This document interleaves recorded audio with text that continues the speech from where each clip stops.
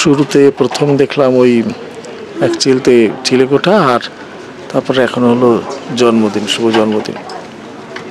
ভালো, খুবই ভালো, মানে বিষয়টা ভালো, আর লেখাটা, নাটক লেখাটাও খুবই ভালো, খুব কনভিন্সিং। আর একের পর এক আস্তে আস্তে করে মানে আনফোল্ড হয় ঘটনাগুলো। এটা নাটক লেখার মুন্সিয়ানা, ভালো। তো দুটোর মধ্যে আমার অবশ্য প্রথমটা এক চিলতে চিলেকোঠাটাই বেশি মানে ভালো লাগলো। ওটা অবশ্য হ্যাঁ, স্প্যানটাও বড়। আর জন্মদিন, দুটো নাটকে আসলে কন্টেন্ট আলাদা, বিষয় আলাদা, তো ন্যাচারালি নাটক তো আলাদা হবে। ভালো, এখনো অবধি দুটো নাটক দেখেছি, আরও দেখি দুটো নাটক হবে। ও হ্যাঁ, আর মাঝে নাচলো একটি মেয়ে, খুব ভালো, খুব ভালো। আর প্রথম নাটকে একটা বাচ্চা মেয়ে অভিনয় করলো, মানে এত ভালো, মানে সত্যি বলছি দুটো নাটক দেখে খুব এনজয় করলাম।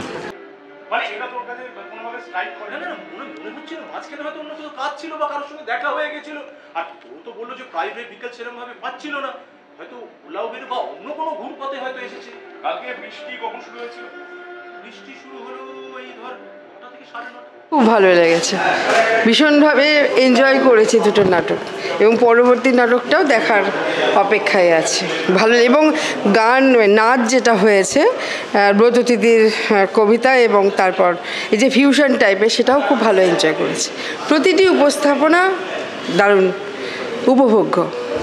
ছোট করে যদি একটা বানাই, তোকে এখন কি বললাম?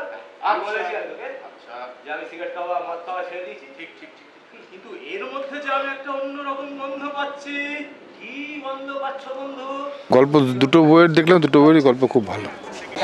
হ্যাঁ, দ্বিতীয় নাটকটা ঠিকই আছে, মোটামুটি ভালো লেগেছে, কনসেপ্টটাও ভালো। নিশ্চয়ই না, কালকে নাইট ডিউটি পড়ে না মাথাটা আমার বাড়িতে এসে চা বলছি। দার্জিলিং লিখা, দার্জিলিং আসাম যা খুশি, চিনি ছাড়া না, চিনি দিয়ে, অল্প চিনি, ওকে একটু যদি আদা দিয়ে দিস খুব ভালো।